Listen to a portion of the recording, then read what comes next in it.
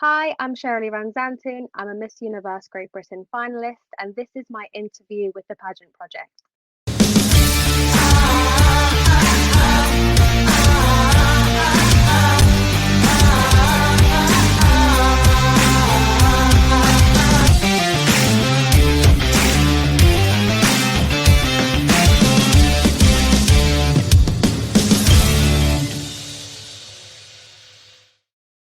Good evening, everyone. It's Adrian from the Pageant Project. My special guest for this evening is Cheraleigh Van Zanten, who is a Miss Universe Great Britain finalist. Cheraleigh, welcome to the show. How are you? I'm good. How are you? I'm doing very well. Now, we're on very late for you guys in GB. So let's try and get through this so you can get some sleep. I guess first things first. How are the nerves leading up to Miss Universe GB? It's not long now, is it? It's what? How long is it? Uh, I think it's 10 days. 10 days now. Yeah, so it's coming very, very quickly. I'm actually not that nervous. The nerves are not kicked in yet. I've actually been quite organized this time, which is a rarity for me. Um, yeah, I think it's going to be nerve-wracking once it gets to next week and I'm like, okay, this is the week. But right now I'm just enjoying all the preparations and yeah. It's a good thing if you're not nervous. I feel like I have to tell you guys because sometimes when you guys aren't nervous, you begin panicking that you're not nervous because it somehow means that you've forgotten something. So it's a good thing that you're not Yeah. nervous.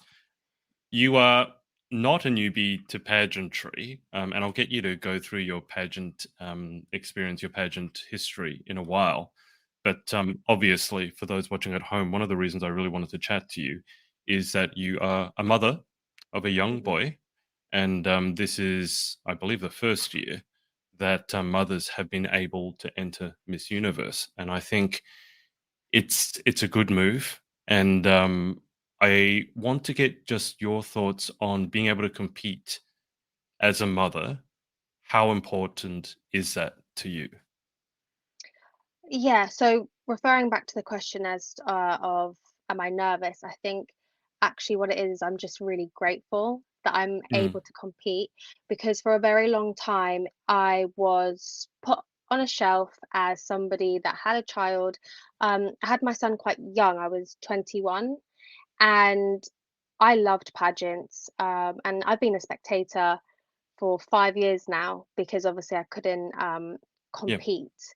And you know, watching is enjoyable, but actually competing, it's something that I'm so passionate about. And I actually emailed, so I used to email all the pageant systems, massive emails as to like, why women should be able to enter that have had children. And obviously nobody ever responded to me.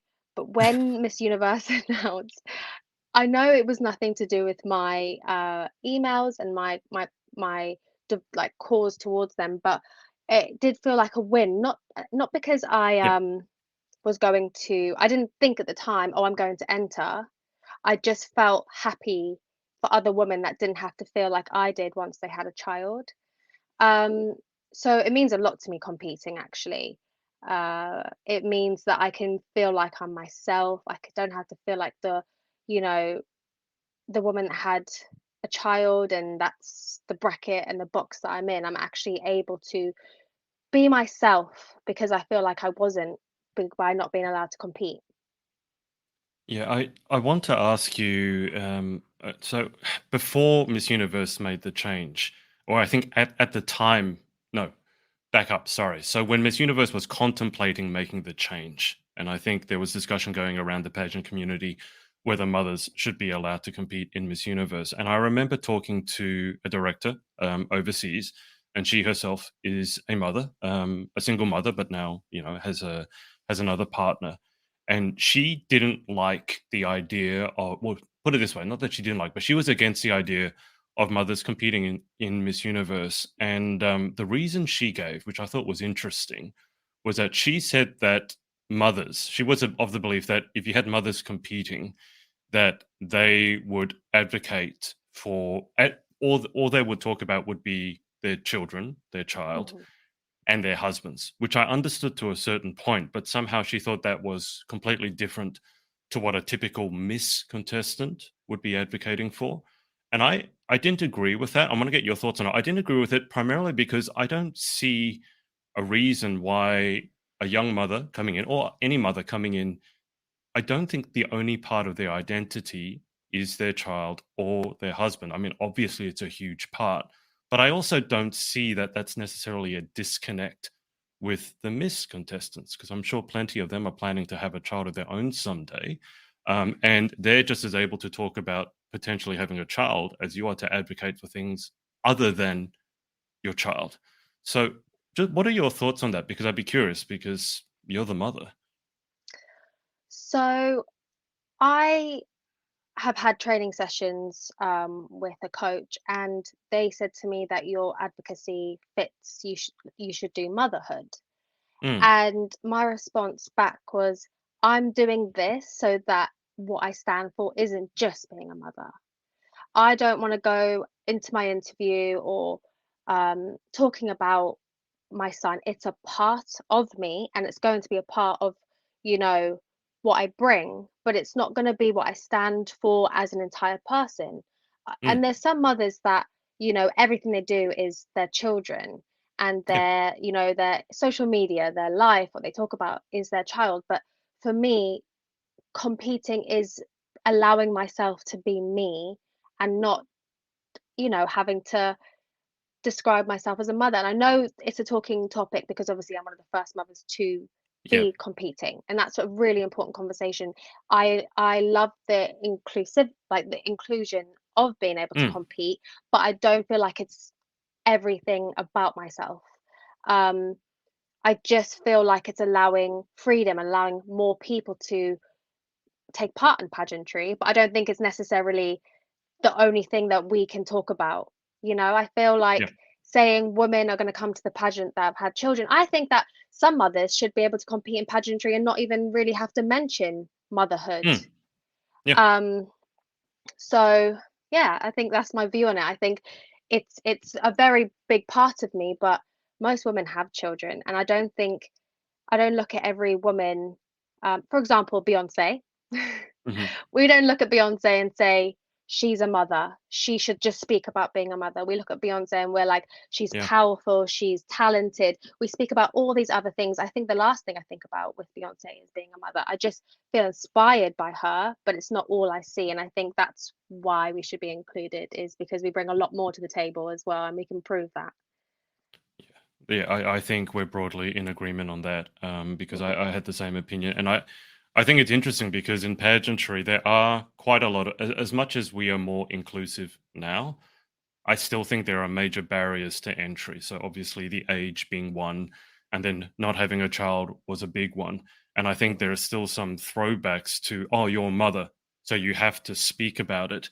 I mean, obviously it's an important part and it's part of who you are, but I feel like if it was men competing, it wouldn't be such of a compulsion, like, oh, you have to talk about your child. I think it's because you're a mother. And obviously, there's a novelty of it in the sense that this is the first time that Universe is allowing young mothers to compete. But I I think it was the rules as well. The rules were not anti-woman. I think they were anti-experienced women. Um, mm, you couldn't, I mean, the age used to be much lower, and you couldn't have had been pregnant. They yeah, wanted someone clean, pure, 18, 19, young. And really, I actually think the modern day woman is a lot more than that. And that's why I think mothers should be included. well, I think when those rules first came into play, the world was a very different place as well. And I think there Oh, were yeah. different expectations as to gender equality and things like that. And I think some of those, the hangabouts, some of the restrictions, I think they're well out of date. I think, for example, the universe cutoff, and I don't want to get in hot water here, but it's 28, I believe. Like a lot of pageants cut off the miss section at 28. And my question has always been, why 28? As in, what happens when you turn 29 on that day that suddenly makes you unfit to compete? I would understand it more if it was 30, But the other thing, Yeah. to your point, being against experience, because I've always felt, and I'm by no means 21, so maybe this plays into it, but I've always felt that as a human being gains more experience, as they go through more, they actually become more of a role model because they have more Hmm. experience to make decisions and to tell the younger people watching or looking up to you, hey, I've been through this and this is what happened, or hey, I've been through that. So what's your take on that? Because I see experience as a net positive. Yeah, 100%. I mean, if I was to think about who my role models have been my whole life, Mm, they've never really been anyone that's like young. They're normally people that have stood for something. And I feel like you can be young and stand for something, but I of think course. most people develop that with age. And, you know, I know myself more now. I, I feel like I bring a lot more to the table than when I Mm, was a lot younger. And I also have a lot of more key skills like empathy, understanding people, communication that I didn't have when I was younger. So I think having life experience is actually really important. And I think it's also, the current Miss Universe, she's right at the end of yeah, the age. yeah, And even her, I think it was her top five question. I think she answered it to do with upping the age limit, and I do think yeah. that's definitely on the cards. Um, yeah, she has experience. You can see how she talks, how she presents herself. That is Mm, life experience. yeah. That maybe I'm not going to put younger people in a bracket, but maybe younger people wouldn't be able to bring to the table. And she is inspiring how she speaks and presents herself. So yeah, I think it is important to have life experience. Well, I think it's not even about putting young people in brackets because I have spoken to 18-year-olds who can outspeak, many 30-year-olds competing. Hmm. But even an 18-year-old who's good at speaking would probably get better with age and would become a complete role model. So no matter how good you are at 13, 16, 18, you're still going to have more experience as you get older. Let me ask you this. So have you ever sat down to think to yourself, if you've ever had a moment's peace, um, how is a Cheraleigh that's competing now different to the Cheraleigh who last competed as a Miss? Different people. I've actually always said it. Um, I wouldn't even be able to think the same thought process. I, to put it into words, when I was younger, I would do certain things, and I can't understand how I would get to that point now because I'm just a different person. I don't even understand my younger self. So we're different people. Yeah, so with competing, I think even just my coping mechanisms, the reasons why I'm doing it as well. Mm, Um, I think mine was more of what I could get when I was younger, and now it's more, what I can represent, what I can give, and how much I'm going to enjoy the experience. I don't think I actually enjoyed my experiences in pageantry when I was younger. I think I right. actually forced that I was enjoying it because that's how I was meant to feel. But while I was on stage, I remember every time thinking, why am I here? What am I doing? I need to get off. Um, Now I would say I'm more, you know, confident in myself, and it doesn't matter if people don't like me up there. I like myself, and that's what I'm doing it for. So yeah, definitely a different approach. That's a big learning curve right there. Did that happen gradually, or was there a sudden realization that led you to this? Um, I don't know. I think it happens in general life, I think. I think when you're younger, not just to do with pageantry, I think you I wanted everybody to like me when I Mm, was younger. I think there's an element for most young people to try and get people to like you, to be the most liked, to be popular. yeah.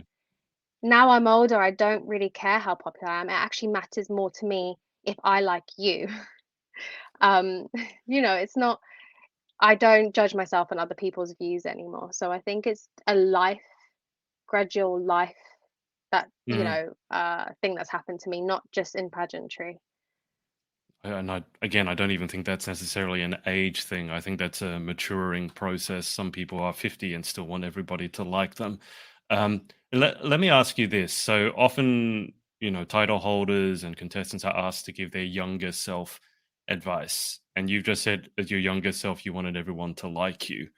But do you think there would have been any way that you could have spoken to your younger self, any magic words you could have said that would have gotten her to stop valuing other people's opinions? Because in some ways, I feel it's just a process. You have to go through it, realize it doesn't work, and then you come out the other side and go, you know what? I'm going to start living life for myself. Yeah, I think when I was younger, I tried so hard for people to like me. I got bullied when I was at school, and I think that's where it practically stems from. And I remember in every job role I had at university, I think the more I wanted people to like me, the less they liked me because you can kind Yeah, of sense it. yeah, And it it just was it's just a lack of confidence. And I would just say to my younger self, probably, like what I said, it's about if you like them, because at the end of the day, you have to sit there with yourself. You spend the most time with yourself, it's learning to like yourself more than other people liking you. And it's not important. I've had so many, I think when you're in school, because I came from a small village, I always thought these are the people that are going to be in my life forever. And I realized I've had so many different stages in my life, so many different groups of people come and go, that I think it's really important not to hinder who you are just for other people. And it's crazy how friends can influence you as well. You yeah. know, you you at one point, there's like I remember being like emo and having the hair and the piercings. And then I was doing pageants, and then it was like glam and lots Yeah. of makeup and dresses, and there's just so many different switches that happen, that it's more about finding yourself, not finding other people. I'm trying to envisage the emo stage. Were you into the music? I can't remember how long ago, but it was the Evanescence stage, and everyone was goth Oh, and emo. yes. And you, how emo did you go? I'm just curious. So like the black hair, the makeup. You Yes. said piercings. Yeah, I had black hair. I would just wear, I mean, people used to say I looked like Wednesday Addams. So pale black hair, eyeliner. I had my nose pierced. Oh no, don't remind me. I'm having mental breakdown. Just remembering. That's we don't have to surface that in my life. I think it's just it strikes me because you're talking continually about your younger self, but you're only 26. You're hardly Mm, old by any stretch of the imagination. But life is not really lived in years, is it? It's lived in experiences. And I yeah. mean, I've got your bio here, and from the sounds of it, you've been through a lot, you've lived through a lot. Frankly, you've survived a lot. And we'll get into that. But just how does it feel 5 years out of the game, so to speak? You said you're a pageant fan, so I bet you're watching all the pageants happening and going, "Oh, I would have done this, I would have done that, or I like this, I don't like that." How does it feel strapping the heels back on, so to speak, after 5 years? Well, I did actually compete in the Miss Great Britain uh pageant 2 years ago. I think it was two or Right. 3 years ago. They allowed mothers the whole time. They didn't have that wasn't a rule, but it wasn't really a system that I didn't enjoy the experience. It didn't Okay. resonate with me. It wasn't my system. Sure. Um so yeah, I think being back in a pageant that I actually am enjoying and feeling myself, and it's just I actually feel more myself, and I feel really happy. And normally in the past I would feel very stressed and quite a lot of negative emotions at this point in the Hmm. um pageant, because this is like go time and there's a lot of stress. But I've been getting my sleep, and I've been sleeping like a baby. I have not really been that stressed, and I think it's actually just that I'm enjoying the process, and I'm just grateful to be here. Um, and yeah, I just feel like myself, and it feels like an achievement already. Normally, I feel like Mm. I've gone to compete and I never really come away with anything as such, but I'm going to come away with being one of two women competing for the first time ever in the new rule changes. So Yeah. a win's a win. Absolutely. Have you spoken to the other mother? I'm sorry, I don't know who the other mother is, but have you spoken to her and just sort of touch base to compare notes? I haven't actually. She doesn't really speak much in the group chat, and I haven't really been speaking to anybody individually. Um, but I also feel like her baby, she's got a baby. I think he's 2, and I have a Different stage. 5-year-old. Yeah, So very it's different stage. I was gonna message her and say, "Oh, are you bringing your son?" And then I thought to Mm, myself, it wouldn't matter because they're not the same age, so it would be yeah. different battles. If so yeah, no, we haven't been speaking, but I am excited to get to know her and speak to her because it's just an exciting time. I mean, you mentioned that you've been getting your sleep, so that's going to make everyone instantly jealous because I bet everyone else is frazzled out of their minds and, waking up at 2 or 3 in the morning in a cold sweat because of their gown not arriving yet. What's been the most enjoyable part for you? The most enjoyable part, I think, most of my good friends have come from pageantry. So I competed in Miss England, and I'm still friends with a lot of the girls now. And I think the most enjoyable part is actually speaking to people that get me and Mhm. making new friends. And I know that's such a like it's a cliche answer, isn't it? But pageant girls are a different breed. They're Mm. just they're just different. And They're crazy. me, like, yeah, exactly. And nobody understands why I do pageants. And yeah, just being able to speak to women that I feel like are on a level and understand me, and it just feels so uplifting. Like we had a training day, and I remember just being so uplifted and just Mm. so inspired, and just yeah, I just really enjoyed it. And I think that's the best part, is that I just feel happy being around people that and get me, and we're just having good conversations. And Yeah. yeah, I know I'm going to make a lot of friends and add to Yeah. that pageant sisterhood. It's good when you meet your own brand of crazy. I'm just curious, what got you involved in pageantry to begin with? I don't know exactly when you first started and what hooked you. So I started 10 years ago. I think I was 16. And I started with the Miss England system, Hmm. and I won my city at the time. And then went on to the finals. And it was more of a confidence thing. So I had really bad anxiety as a child. Um, and I remember seeing it somewhere. I think maybe someone in my area competed, and it was an online heat, so it wasn't like an in-person, I'm Right. applying straight away for the pageant. It was online, and that was it. So I thought, you know what, I'm going to take that first step. I'm actually gonna. And I Yeah. remember going to Leicester, and they take a picture of you, and I didn't even know how to smile. I used I used to smile like this, like that. And they were like, you need to smile. So I remember being like, is this good enough for you? It was very uncomfortable. I didn't even know, because of lack of confidence, I think it's hard to Yeah. open yourself, Yeah. Yeah. And I didn't make that heat, but they put me into Miss Norwich, the city I'm from, and I won that, and then went to the finals, and it was just all the opportunities that the competition gave me. I mean, I competed again after that in 2017, and I went to Sri Lanka. We toured the whole of Sri Lanka, um, Wow. promoting tourism there, and it was just an experience that was so. I know I'll never get to experience something that again, and it just got me the bug of, yeah, I don't. It's just something really special to me. Like nobody will experience what I've experienced Mm. unless they do pageants, and that's why I just keep coming back for more. It's so funny that smile that you first put on. That's the kind of smile that someone gives you. It's like the smile your mum gives you when she's really not happy with what you're doing and you know she's going to tear you a new one. It's like a I'm not happy at all. So I don't know how that went.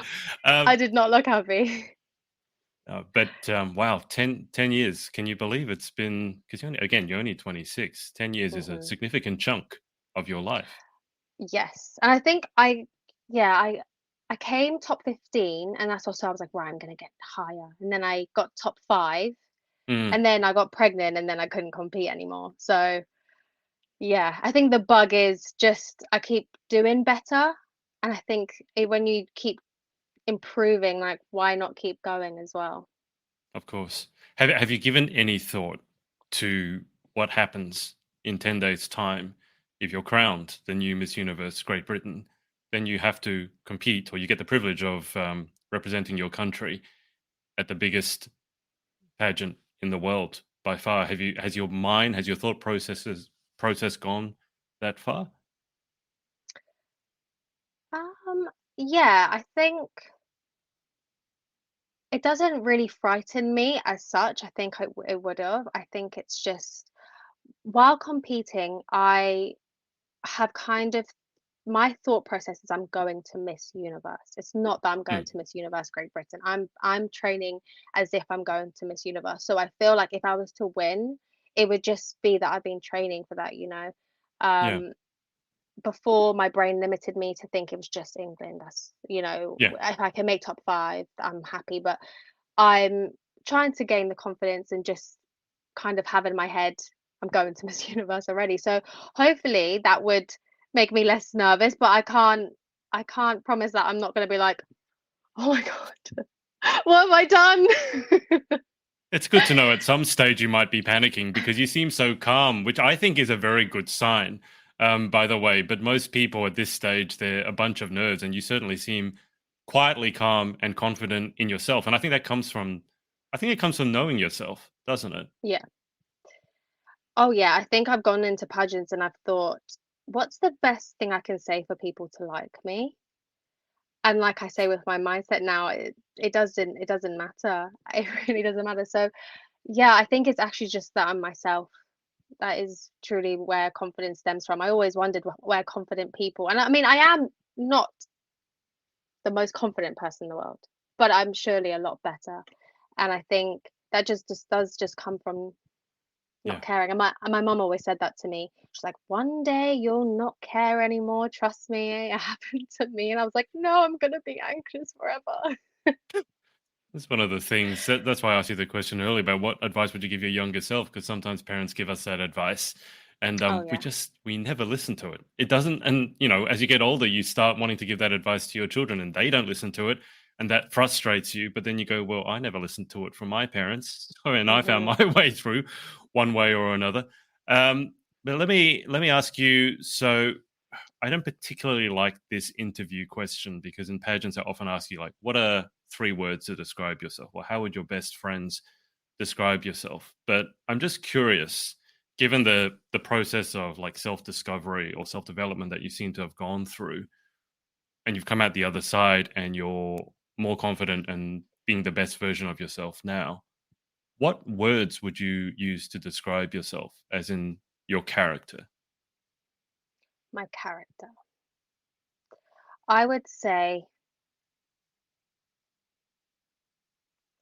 I am. I'm a clown. I'm a class clown. So I'd say I'm funny. I don't take life too seriously.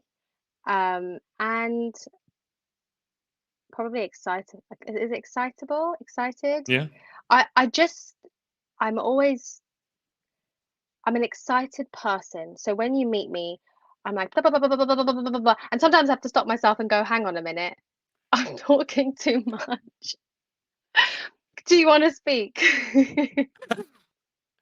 I think So being able yeah. to speak is good in pageantry. So I wouldn't have expected the clown response. In what ways? I don't need you to show this, but in what ways are you funny? I just I it's like mum jokes, so I guess it's Mum jokes. yeah. I love a one-liner. I love a I do. one-liner. So Yeah. it's almost like that British Oh, dry the British humor. humor. Yeah. See, I love that Y- kind of humor. Whenever Yeah, there's the American version of a TV show and the UK version, I've always preferred the UK version because the American was always more slapstick and over the top, and yeah, everyone's got catchphrases. But the UK shows, for me, were always where it's at. Are mum jokes the same as dad jokes? yeah, That really definitely. I was gonna, I was gonna, cringe-worthy. I was gonna say they're worse, but no, dad jokes are pretty bad. Um, I think I'm funny, but it tends to be I make a joke and then it's like you've done Awkward it silence. again. Yeah, mum joke, good one. Oh dear. Do you have a favorite mum joke? No, it's normally so like if somebody says something, it's like an innuendo kind of thing, you know. I would It's say I'm quite witty and quick, mhm. so I think I am. So it normally just comes off the back of something. Yeah, I get that. It's more an in the moment thing rather than a stand up slapstick Yeah. routine. I don't have any knock knock jokes, no. Oh God, not jokes. Oh, I'm just curious because dad jokes at the moment, they're all the rage, or they have been on TikTok. There are all these channels about dad jokes, and they just sit around a campfire having a beer, and they tell these horrific, just so cringeworthy jokes. But I've not seen, and some of them are actually quite funny. I'm ashamed to say, but I've not seen the mum version of that. So I'm just curious. I want to look up mum jokes. I'd say it's the same. I mean, I would say my longest Instagram page that I followed is, I think it's called The Dad Jokes, because Oh, they just get me. dear So me. yeah, that's probably where I Um, get them from. Let me ask you outside of pageantry. So there's a lot here. I've got your bio in front of me. There's a lot that you're passionate about, a lot that you do. So why don't we take it from the top? Because I've got like a few paragraphs here. Now, you've got your skin clinic, which is the Skin Lab Norwich. I hope I'm pronouncing that correctly. And I remember watching your interview with Noki, our current Miss Universe GB, and she commented on your skin. And I do have to say, that I was thinking exactly the same thing.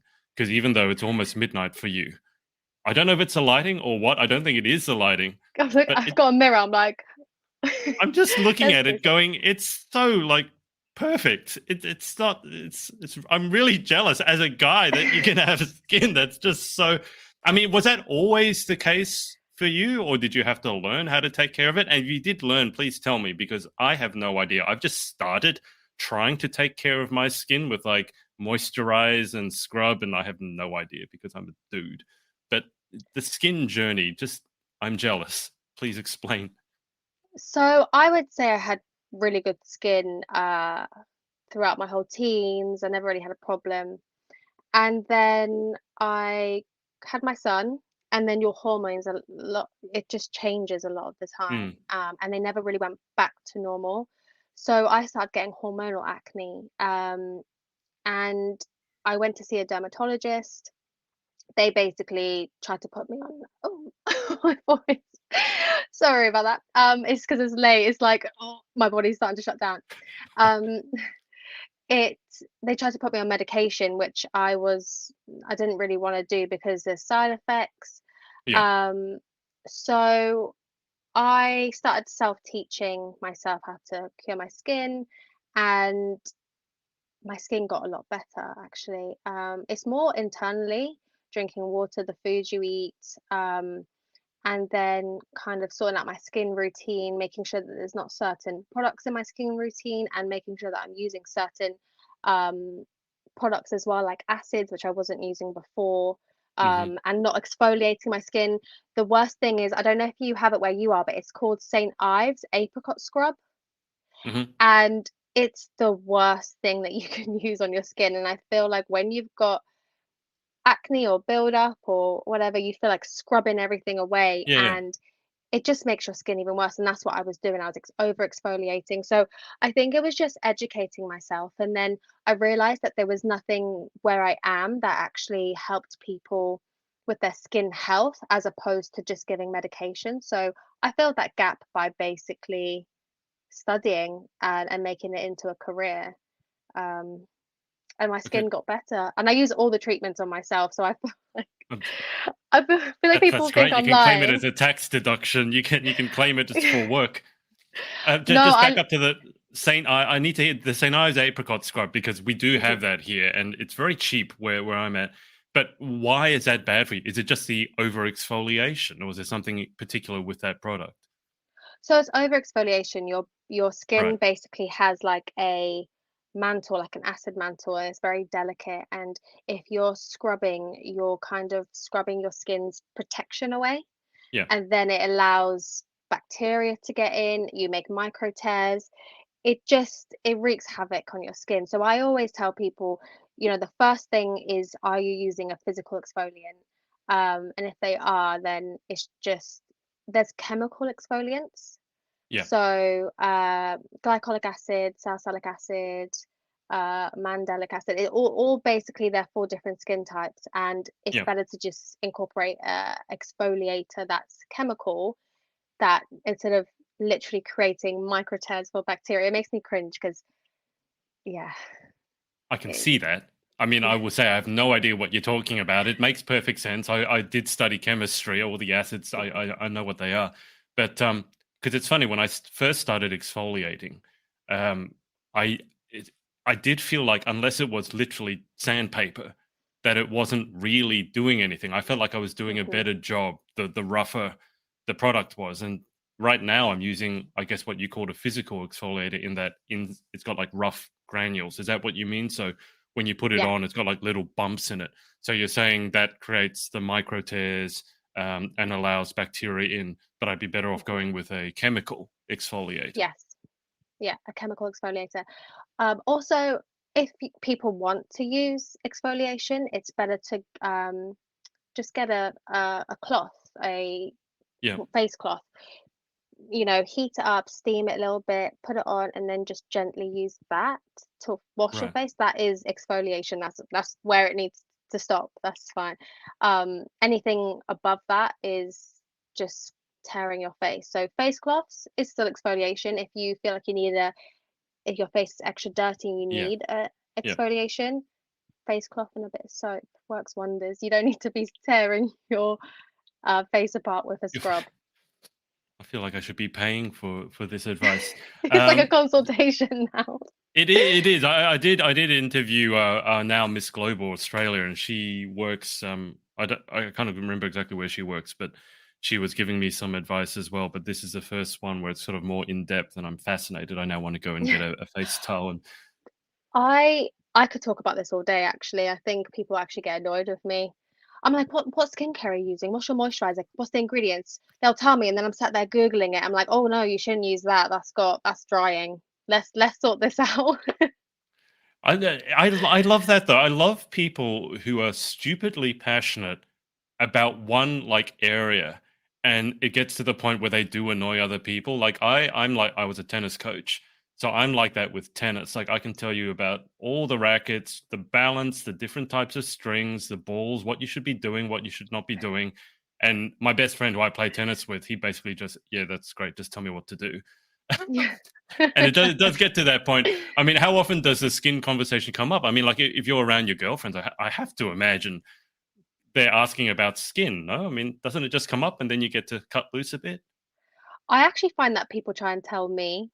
I feel like beauty is something that people think they know the most Yes. in. So Yeah. I'll get a lot of, oh, I use this product and I use this. And I'm like, oh, that's not good. They're like, no, no, no, it works for me. So yeah. And they try to prove me wrong. I feel like they're trying to prove me wrong. So I'm just like, that's great. If it works for you, let's just stick to that. But a lot of people do ask me for advice, and I'm sat there writing like I'm doing consultations. So I'm like, okay, do you your face twice a day? Do you double cleanse? Okay, well, let's double cleanse. Um, yeah, a lot of the times, my mum as well and my sisters, they'll be asking me. They're like, oh, I've got this breakout, or actually my partner as well. He's one of the worst for it. He's always telling me. He's always coming into my room and using all my, what's this one for? And I'm like, that's hair gel. That's not for your face. It is quite scary when you first start using products and you have all these tubes on your bench top. I'm sure you're more used to it than I am, but one day I was very close to putting toothpaste on my face because all the tubes kind of look the same, and I just had, oh, that's a Sensodyne whitening toothpaste. Better not put that on my skin. I don't That's know if gonna that's ever burn. happened to you. Um, I do find it very funny when people try to tell people what they should do. I've had, Yeah. again, similar experience with tennis where hmm people were telling me what they should be using and who's the best and how many they want. And do you have to bite your tongue at all? Oh yes. That's definitely a skill I've learned as well recently. I used to be Yeah, one of these people with a comeback. So it'd be like, that no, makes no, it no, worse. you're telling me. I'm gonna tell you. Now I just go, that's so great. I'm happy that works for you. While I'm twitching, trying to stop myself. Yeah, I do understand that. If I mean, obviously, having interviewed a lot of pageant contestants, I know one of the big things is acne, and then particularly afterwards, even after the acne gone, is the acne scarring.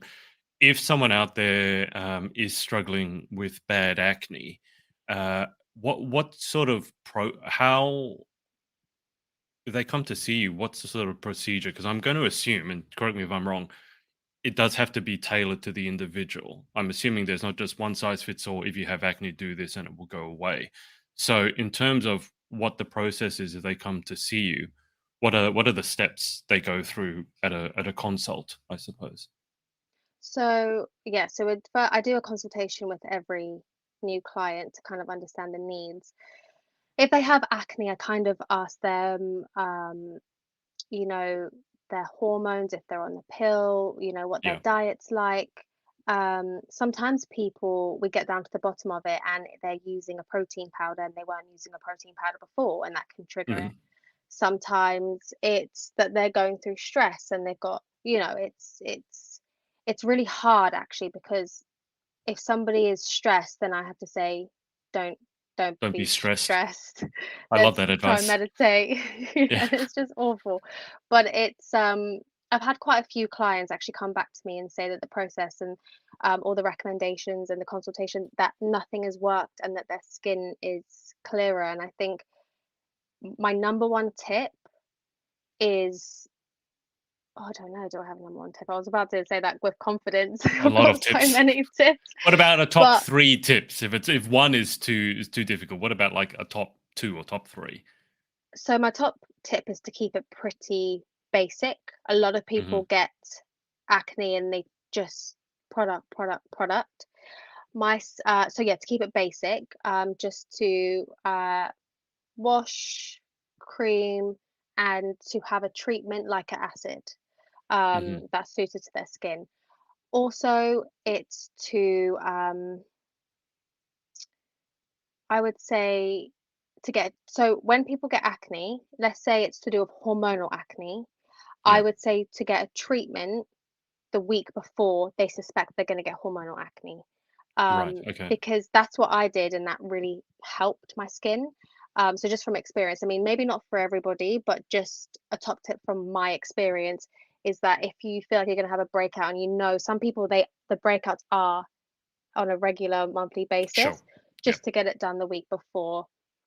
And also, yeah, probably to use a chemical exfoliant. A lot of people are too scared to use a chemical exfoliant. They think Yeah. that, oh, yeah, that one, I just remembered my other one. People with oily skin tend to be people that have acne. I have dry Yeah. skin, I still got it, but they tend to have oily skin. So, what people with oily skin do is they go, can't use oils. I have to dry my skin out. I use Yeah. tea tree. That means that your skin barrier is so compromised that you're going to get acne just from that alone anyway, even if it's not the reason for the acne that you're already having. You're going to Right. create more, and it's just this vicious cycle of trying to dry your skin out. Is to use an oil, because oil cleans oil. So an Yeah. oil cleanser will absorb more oil. So yeah, I think, oh, I could talk all day actually. I've got many tips. I've set you off. I mean, I have questions, but I mean, they're just for myself, for my own interest. So I won't go into them now because I feel like I'll be having a consult here. I feel like I should pay for it. I mean, have you given any? You should become a pageant sponsor. No, that's what you Do you should know do. That's what I should do. Do you know, I think a judge for Miss Universe Great Britain is a doctor. I think he has a skin clinic. Yeah, I'm not sure if he's going to be for this year, but um, his name's Dr. Vincent Wong, I think. I've heard that name. And Yeah, yeah, he's pretty big. So I think I'd probably just be like, hi, at the end of the pageant, like, can we chat? Let's talk skin. I think you S- should. I think that'd be a good idea. yes. Because I think as much as again, if he's a doctor, then it's a kind of a different background. Obviously, doctors have years and years Yes. and years of training at a tertiary institution. But you being a pageant girl yourself, there's just ins and outs that pageant girls need to know that no guy or no woman who's never been through a pageant would ever know.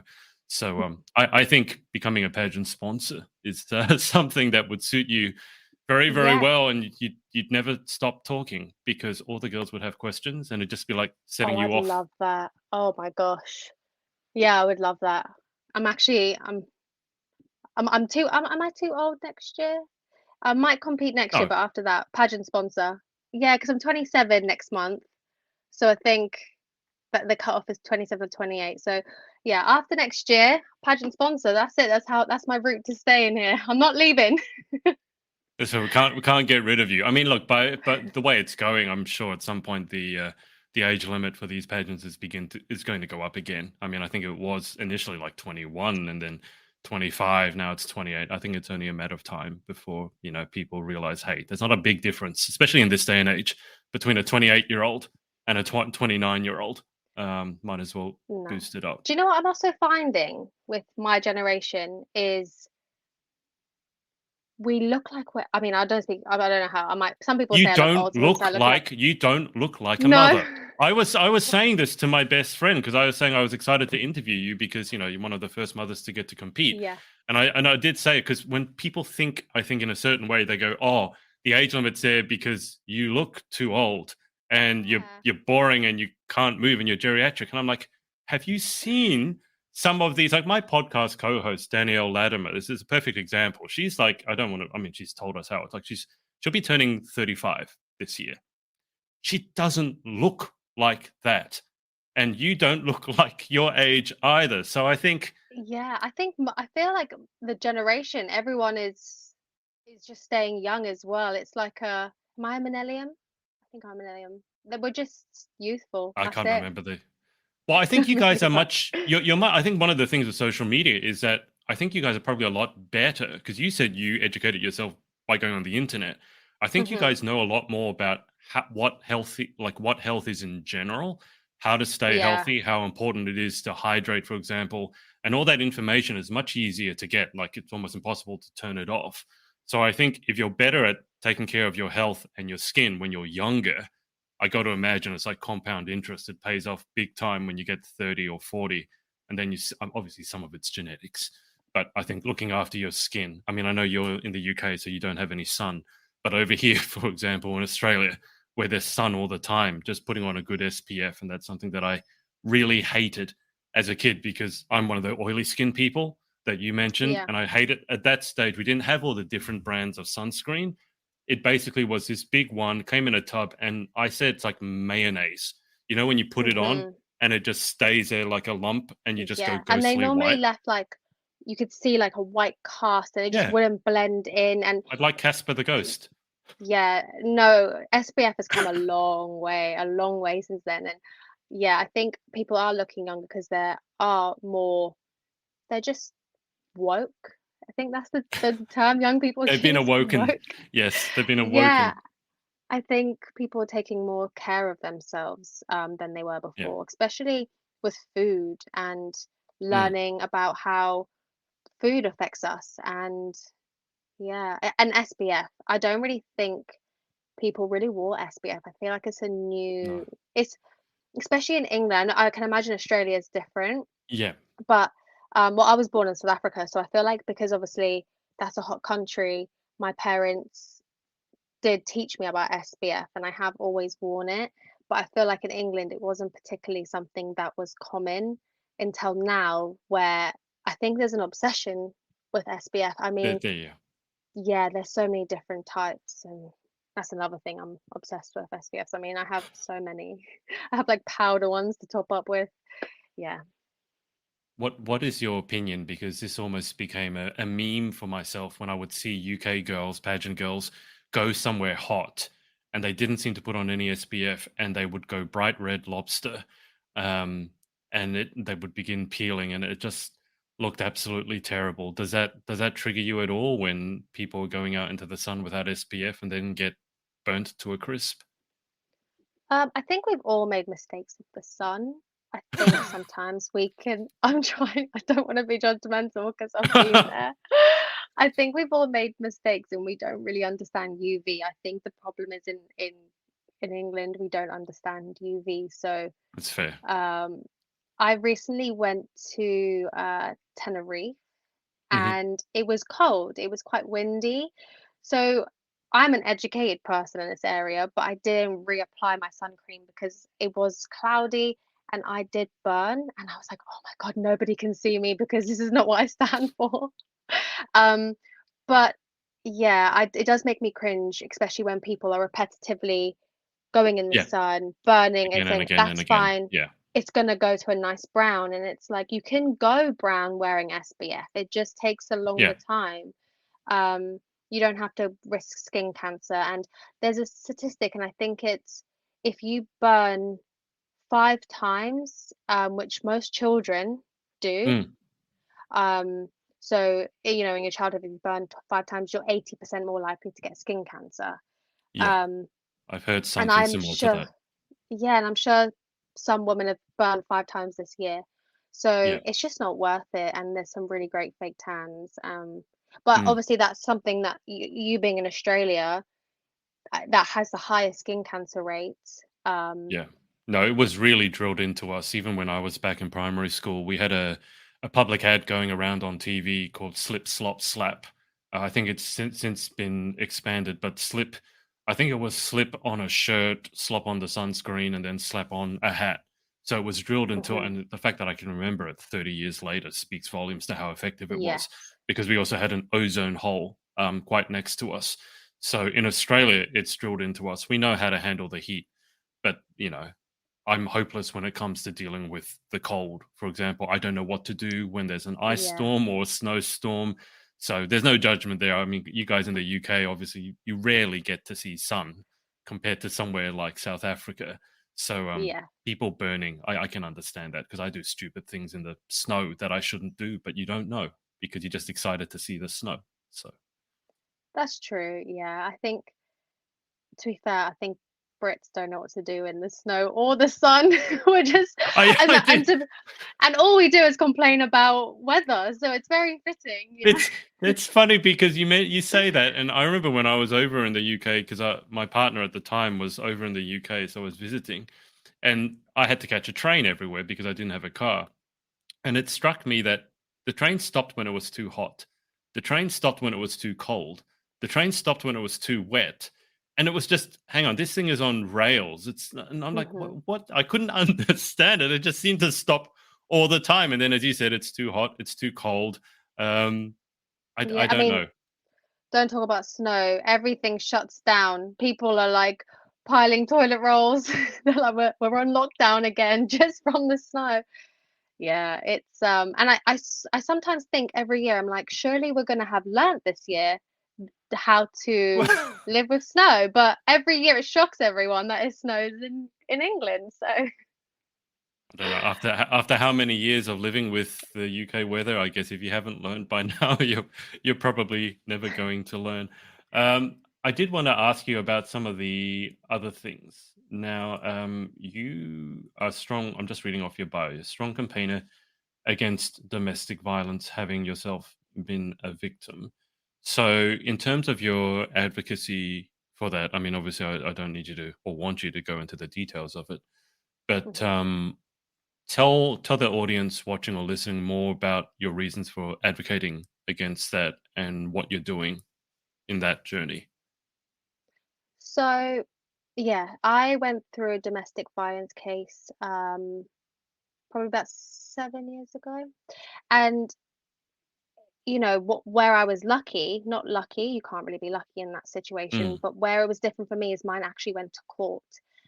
Most women don't come forward because it never reaches that point because we're not listened to. It's yeah. normally just put down to being, oh, it's a domestic situation. Um, but I was lucky enough that mine actually went to court. So I was able to go through the whole court system. And as much as the abuse was hard, I would say the court system and going through and sticking through that was even harder. My confidence was so low. I kind of felt like damaged goods, not good enough. Uh, that people viewed me as damaged. If you said Mm, that, it's kind of a taboo topic as well, talking about domestic violence. It's almost like just ignored.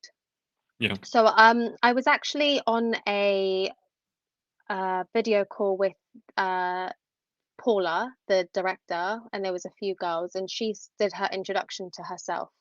Mm. Um, my take on entering Miss Universe is because I've got a business and I'm a mother and all Mm. these things about me, but never to do with domestic violence. And Paula actually started speaking and gave an introduction to herself, and she actually spoke about a situation in her life to do with domestic violence that affected her. And listening to her, it was just really, I'd never really heard anybody speak so openly, and Mm. how it actually made me feel not better, but it just, I could relate to somebody, and also the vulnerability. And I started thinking it over, and I was thinking, I need to stop hiding from what's happened to me and thinking that I'm not worth this and that. And actually, there's girls out there that have gone through domestic violence that probably would need somebody to speak to that can represent, young, I feel like young women don't come forward, Yeah. particularly as well.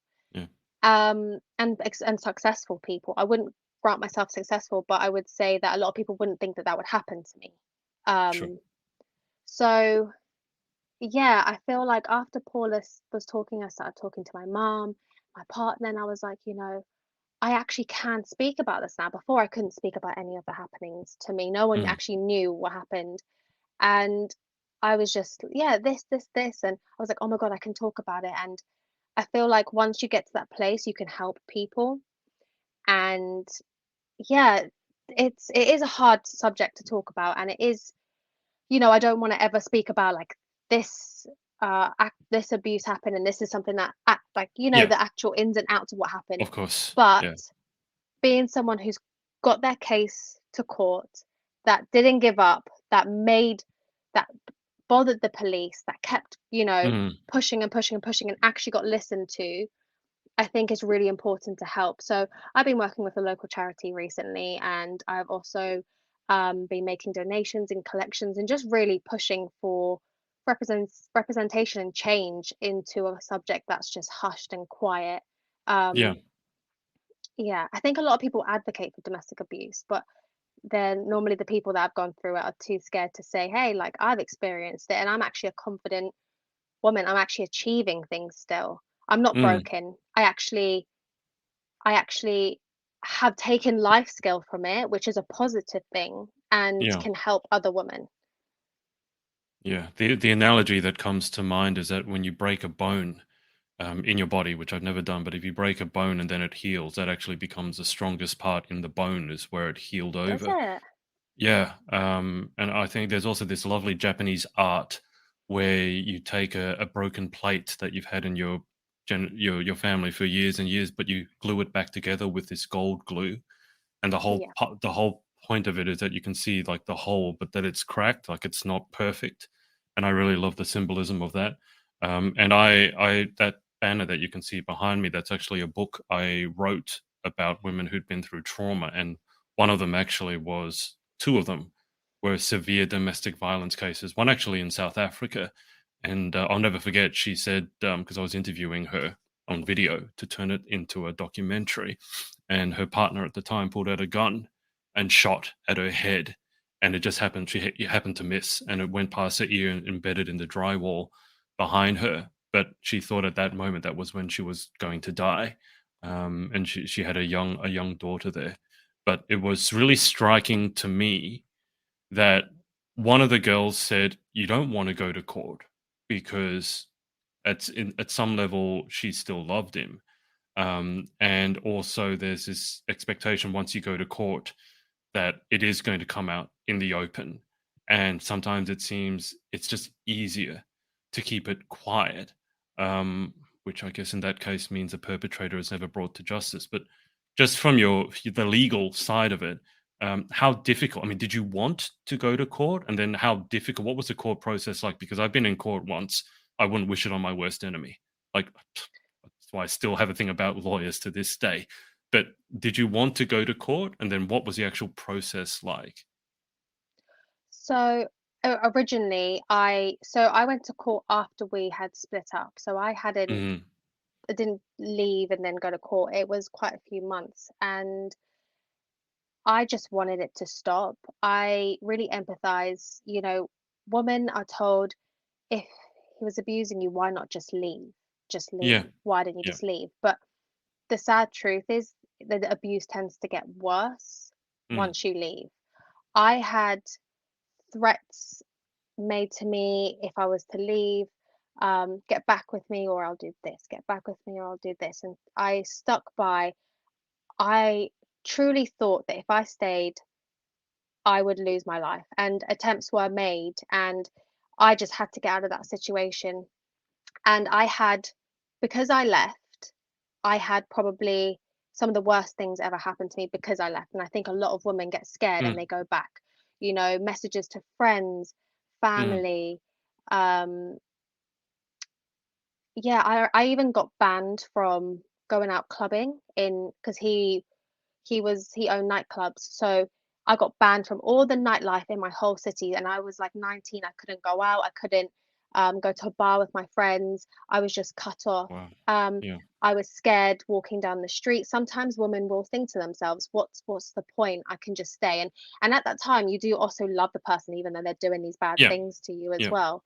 So yeah, I would say leaving, especially when you have children. Like I didn't have a child, but if I had a child, like they use children against you. And Mm. I would say the gaslighting is worse when you leave. So, and with wanting to go to court, I didn't want to go to court. I just wanted the situation to stop. Got it. And that was the only thing that I could do. But I always thought it wasn't bad. So the actual abuse, I was like, kind of didn't bring my head around it, but I wanted Mm. the current thing to stop. And then when I started doing interviews with the police and saying, well, he tried to do this and he tried to do that, they were Mm. shocked. They said it was the longest statement that they've ever taken. Um, Wow. Okay. and it went on for such a long time. With the court process, I would actually, a lot of women don't realize, and this is what I was really scared, but I didn't actually have to go into court. Um, Okay. you have somebody represent you. I don't know if it's the case for all women. I Sure. don't know much about that, but for me, I had somebody represent me and go for me, and they just gave me the feedback. It was the charity that I'm currently fundraising for, Wow. Okay. Leeways. Yep. So yeah, that was really good, and I think that's a if I had more insight to that, I probably would have wanted to go to court a lot sooner. Than thinking I'm going to have to be face to face and give a statement and Of be in front course. of Whilst these he's there. people. Yeah. So yeah, I think the hardest part, as I say, is what that person does when you leave. But you Mm. have to get out of the situation no matter what. And it's always going to come. So there's nothing stopping that. And I would say if they threaten with this, that, the other, is Mm. just to keep moving forward and to try and get your case to court. And my biggest advice is even if you don't want to leave. So when people say just leave, I say just document it. If you're not ready to Mm. leave, just make sure that you document it. I had pictures of injuries, which I'm so grateful for because I probably wouldn't have been taken seriously. And I wasn't Right. taking them to document it, I was taking them to see what they look like. Like, you just, I don't know, sometimes I'll take pictures of my makeup just to see how it looks. Yeah. I would Yeah. take a picture of like a bruise, and I remember thinking, I have pictures, and it was one of the biggest things that actually helped me build a case. So my biggest Yeah. advice is to just document it because you might not want to go to court now. You might not want to Mm. do anything about it now, but people don't believe you until you can show in most of these situations, which is really sad. Um, yeah. It's it's I mean, I don't want to use the word fascinating. That's not the right word. But when I was doing my research into the domestic violence field, because of the book and the documentary I was doing, we have certain websites over here, for example, where you can report domestic violence cases. But I'll always remember this. There was a big red button in the top right hand corner of the browser, because if your partner came up behind you, obviously he's not going to be happy if he sees you reporting him. So was a big red button to close the window and delete it from your history, because sometimes also what would happen is they would go through browser history or go through your phone Hmm. history. And you're exactly right that the chance of something bad happening was always worst around the time when the person left. And then the gaslighting, the emotional manipulation it's always what got to me, because they would promise, "Oh, I'll change, just come back, everything will be great," Hmm. and then it will be great for a couple of days or a couple of weeks, and then it happens again, and it's this Yes. repeated cycle. Really, it's a very manipulative. Or just keep bringing you and keep bringing, just give you enough to hope for better, and then they go back to the way it was. And it was really frightening for myself as a man to see that, because I don't think most men know what it feels like to be really unsafe, to Yeah. think that, if I do this, I might be killed or Yeah. I might be whatever. And I don't The think men prob understand that. the problem is it starts so early on in women's lives. You know, I never really thought about why I dismissed what was ever happening to me in the Mm, start of it. Like, and I think that's what I feel like people should be taught. Like, children should be taught in schools gaslighting. They should yeah. be taught grooming. They should be taught, I don't know Yep. what age, I'm not someone to say what age that's appropriate for, but I do think young people should be taught, you know, the start of abuse. Because even in when I was little, if a boy was rude to me, I would get told Mm, it's because he likes you. yeah. Yeah. And I We've all had feel that one. like these seeds are planted in your head as a child growing up. Um, that that I think that's the start of it. He's mean because he likes you, and um, I remember being told, yeah, but what did you do? Or, it's just an argument. And that was the start. So I'm talking about like mild, just put downs, Yeah. verbal. And I would say, this is awful. And people say, yeah, but you're quite mouthy, Cheraleigh. You're quite gobby. Mm, Um, and I sometimes you think, oh, actually, maybe I caused that problem then. Maybe this was something to do with me. Maybe I shouldn't talk back. And I think that's society now. And I think actually that needs to be undone. I think we need to mm, realize, like, we need to teach young people that gaslighting is not okay. And actually, giving a false persona is a form of grooming. I mm, I believe giving a false narrative on who you are as a person and what's going to be is almost like grooming, and it's manipulation. And I feel like it's overlooked and labeled as a toxic relationship. yeah. And I don't really believe toxic relationships exist. I believe it's just I think it's abuse. a very overused word. Like, when someone says that, I don't really know what it means, because obviously there are relationships that just aren't meant to be, and they break up. But hopefully, not all relationships end, and you have to hate each other at the Yeah. end. But I think your point is very well taken. That, when you say something that, and it's like, oh well, you might have caused it because you're gobby. And I feel, from my perspective as a man, that we don't get that as much, as in the insinuation that it might have been our fault. And I think Yeah. that actually is very striking. I hadn't really thought about that, and I think it would be very good to teach the kids in school what is abuse. When Yeah. is it abusive? When is it bullying? When is it inappropriate? Because that's Well, very it's not hard to just figure out. physical, yeah. Yeah, it's not No. just physical. We think of abuse, we think, it's physical, but when I spoke of my abuse, I spoke of physical abuse, Mm. and I didn't actually realize that there were mental abuse, etc. So it's Oh kind yeah. of realizing actually this is a bigger picture, and actually if I had been educated and I could have seen the Mm. gaslighting, and the toxic relationship from the beginning, I would have Yeah. realized that it's not toxic, it's just abuse, and it's going to get worse from there, most likely, because Yeah. humans, they push and push, they see what barrier. So like children, you see how far you can take it. I took it here, I Mm. can take it here. Okay. And that's just Mm. what happens. It just keeps on going. It never gets Yeah. better. And that's Yeah. what women need to learn. I mean, it's not going to get better. It's not going to, it's gaslighting. Well, that's the thing, isn't it? Like, I've been in this field a long time, and I've not really heard ever of a relationship that was domestically violence that ended well. Well, I just haven't. With domestic violence, I remember, because I was volunteering for Lifeline over here, which is a suicide prevention line, and we were taught there were all these different ways of abuse and manipulation. It wasn't just physical; emotional was a big one, but even something like financial. So, for example, Mhm. if you don't do what he says, he takes the credit cards, and then you don't have any money.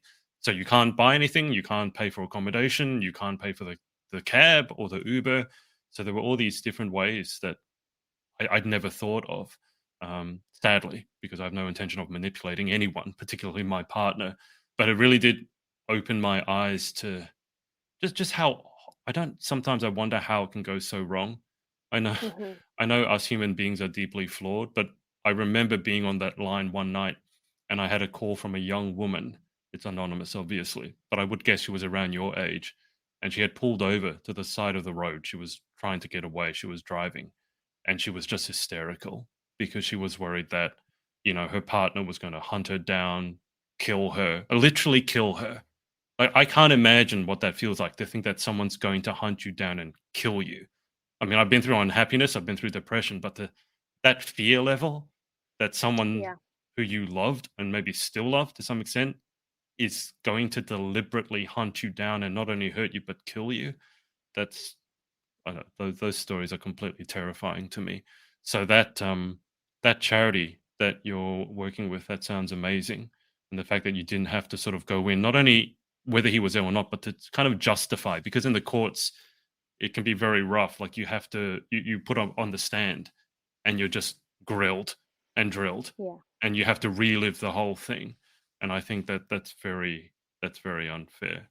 So Yeah. I'm yeah. glad I didn't have to do that. And yeah, I mean, my statement was incredibly long, and I kept dreading that I'd have to go to court. And Mm, I was just grateful I didn't. And I feel like more women need to know that as well. yeah, There's so many 100%. options as well. And also, like I say, I went to the police, but you also don't have to go to the police to get help. Like the charity that am currently fundraising for and that helped Mm, me. They offer so many services that you can just go to a charity. You don't have to take it further if you don't want to at that time.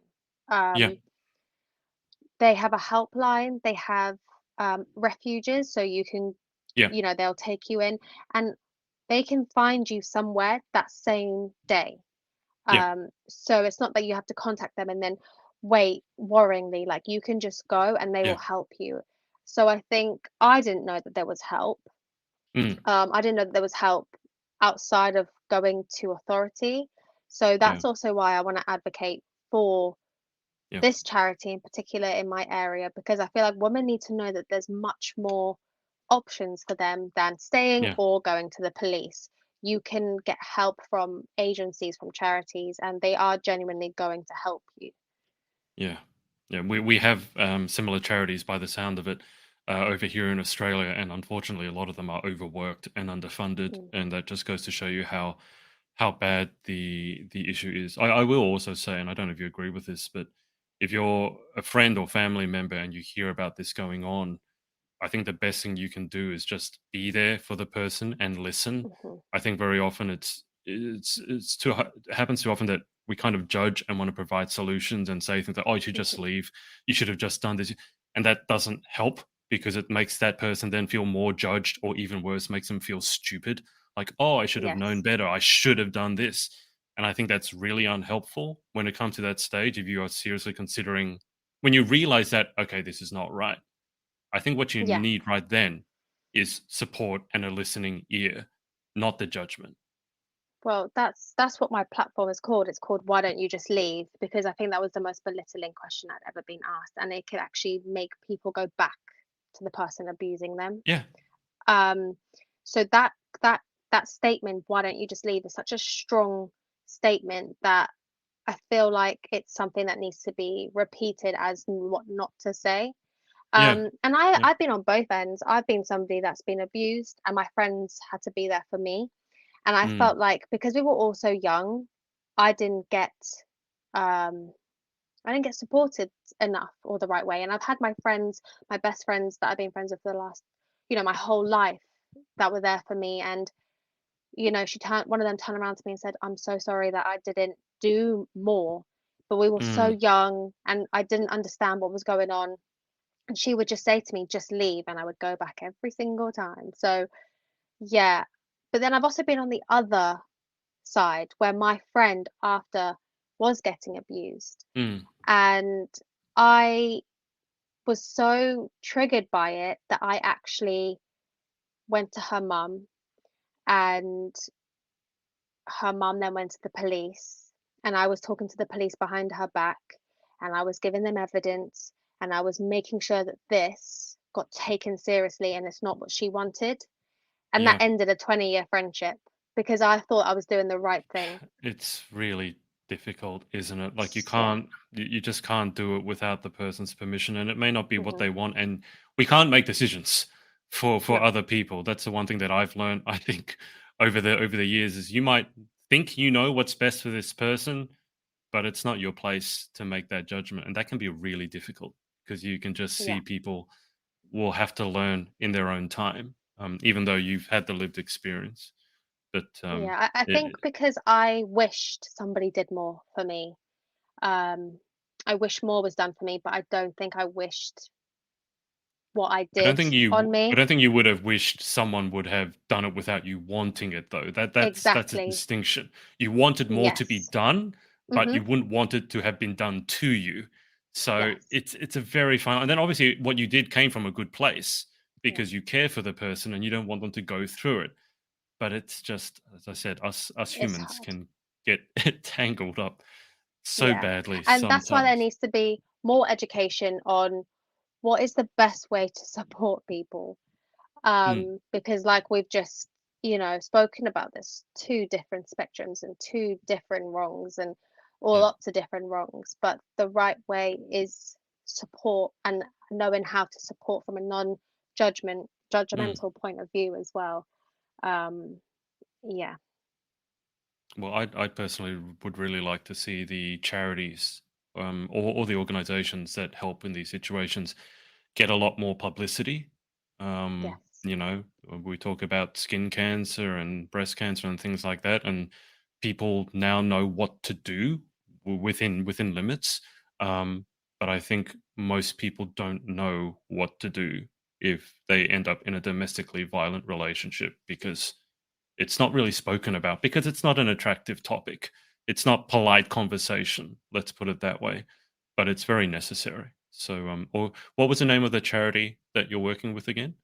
So it's called Leeways. Um, Leeways. it's specific to my area, Norfolk, so it's quite they do a lot of work here, and Mm, yeah, that it's really good to know that you're not contacting maybe a larger company. I think it's nice to have these smaller charities that are yeah, more in your, not home, but they're local. on your doorstep. Yeah. Yeah, I think it'd be good to put a list of those sorts of organizations together. Um, just And crossed my mind there.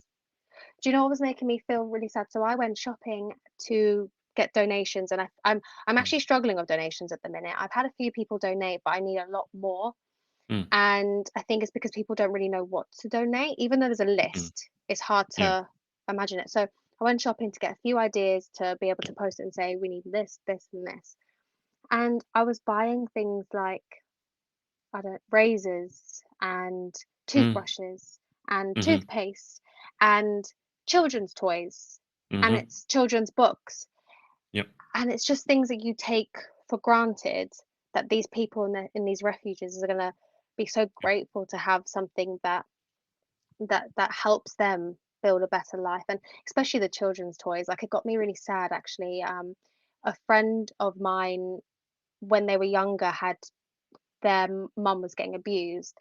As a child, they had to leave their home, and they could only bring one toy. They were told bring one thing. And as a child, you have lots of all these like yeah, toys or favorite yeah, books, yeah, favorite clothes, favorite jumper, whatever, and you can only bring one thing. And I think it's really sad to then probably go to a refuge in this empty room and there be nothing there. So I I really want to get as many toys as I can, because I think as a child, that's probably one of the most important things to you, is your yes. favorite things. Um, so I want to get collect some more favorite things for them to have in these places, just to make it feel a bit better for leaving their stuff at home. Yeah. There was an organization over here called the Beauty Bank. You just reminded me, where they would collect donations and put together almost like a little backpack and then send it to organizations that were refuges. So women who were going through domestically violent, often with child, and they would go to these places. And as you said, it's a very probably cold, sterile room. And in these backpacks or these bags would be soap, razors, sanitary product, all those sorts of things that when you have to leave your home in the blink of an eye, you don't realize that you need them.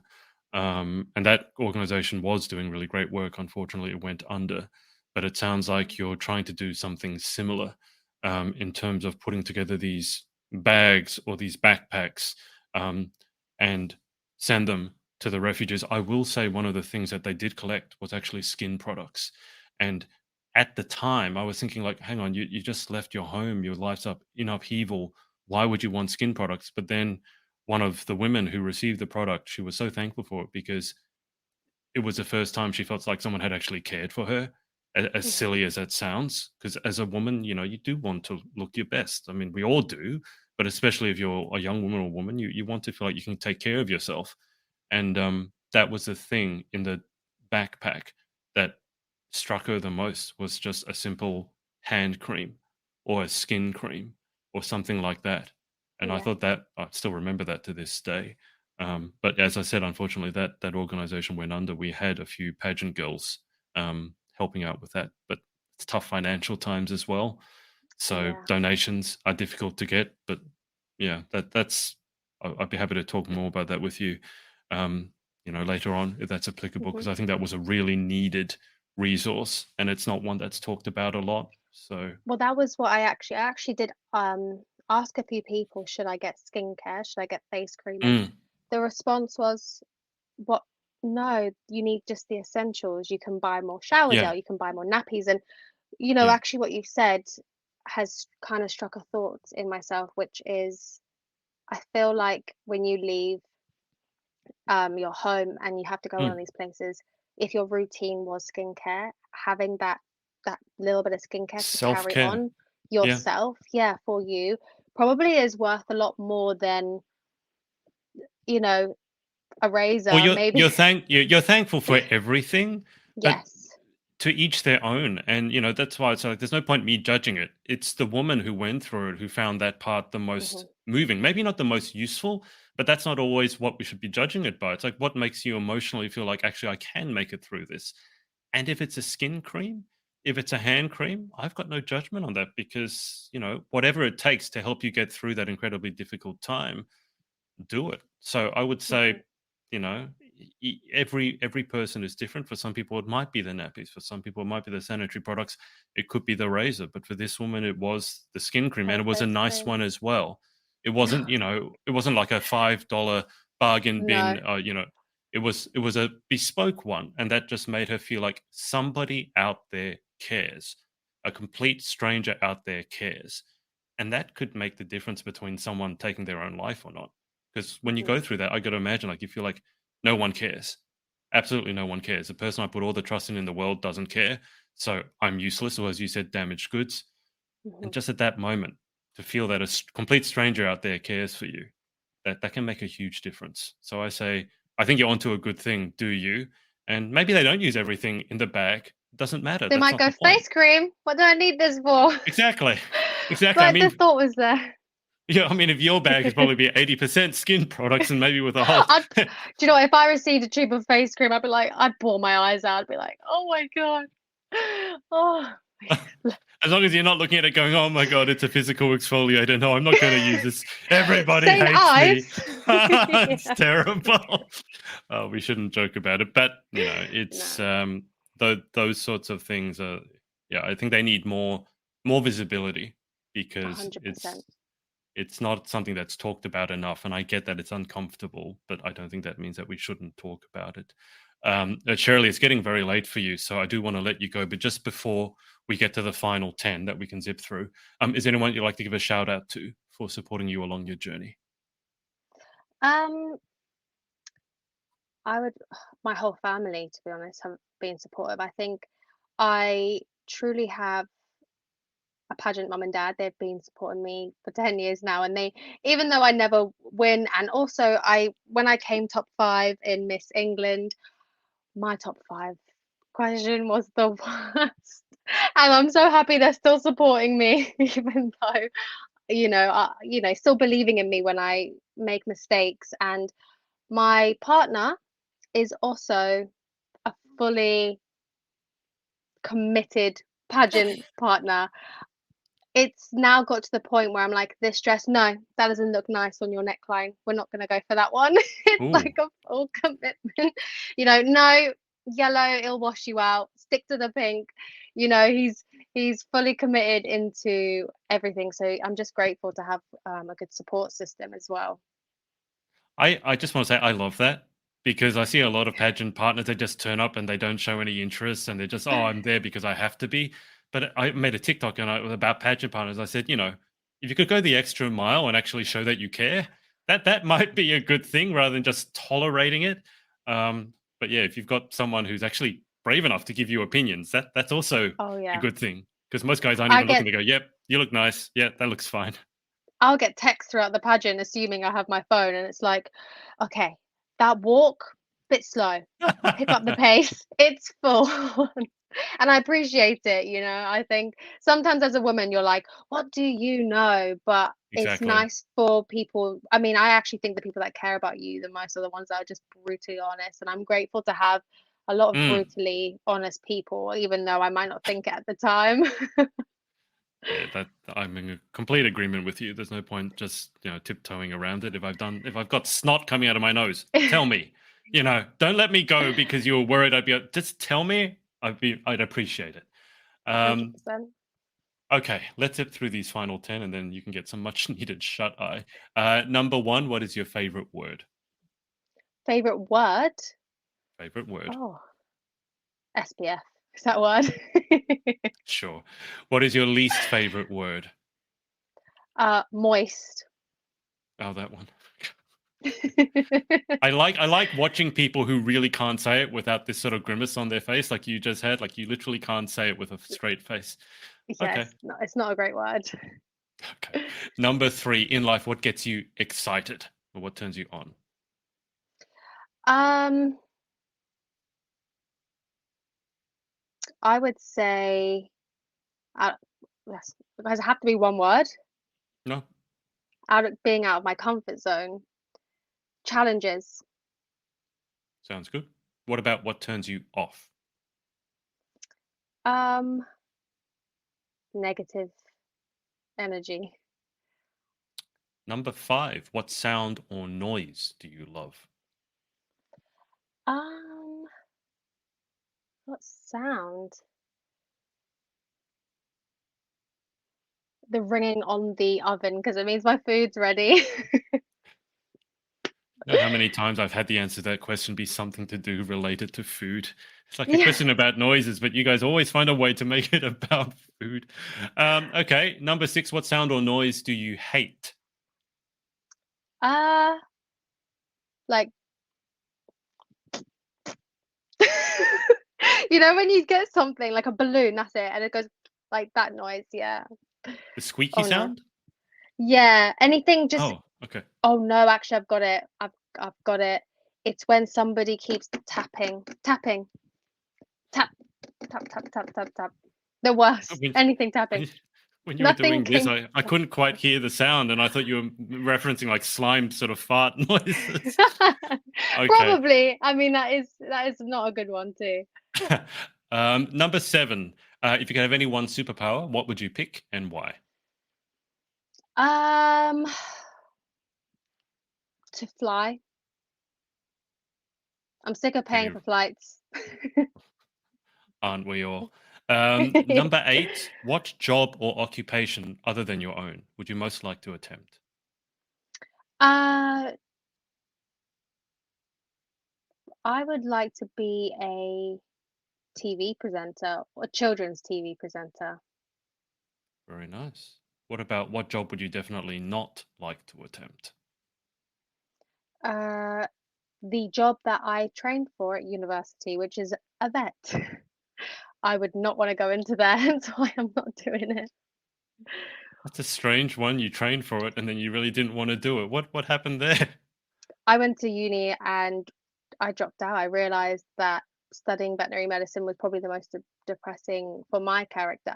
I always say to be a vet, you have to kind of not dislike animals, but you can't love them as much as I do because it's just Mm, going to break your heart and you will have depression. yeah. No, it's one of the highest suicide like professions. And I did Yes. interview someone who was working as a vet nurse, but she was young. She was only 21 and she'd already had to basically give it up because she couldn't Yeah.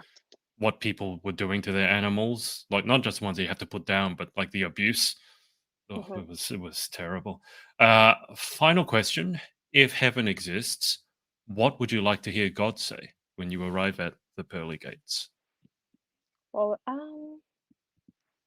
what would I like to hear him say? When you arrive, hopefully, at heaven. I think just arriving. That's it. You're here. That's it. I didn't go to the other side. I'm a good person. Yeah, yeah. I don't have to send you back down. You've come to the ring.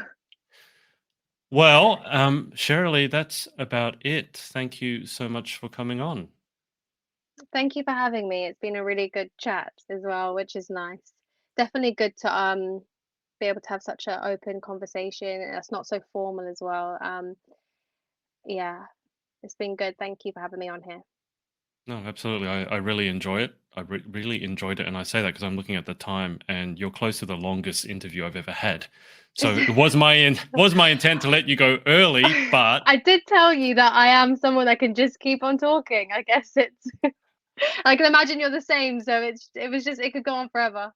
well, when it's something I'm interested about, when it's something I'm not interested in, I'm not the best person to have around because I have a big difficulty feigning interest. But all the topics you talked about, skincare, unusually for me, I'm actually really interested in at the moment because I'm looking at it myself. But then obviously the other stuff as well, particularly the domestic violence stuff, really need Yeah. to do better, I think, as a society to phase that out. And then obviously first time universe is accepting mothers. So Hmm. all good. Yes. Well, I'll keep you on the line for just a second whilst I hang out with the audience. So thanks to everyone for watching, and we will speak to you next time. Bye for now. Hey, thanks so much for watching. Sorority Access is now open. So if you'd like to join an amazing group of women and learn how to be the most powerful, confident, and impactful queen possible, head to thepageantsorority.com. I'll see you there and see you in the next video.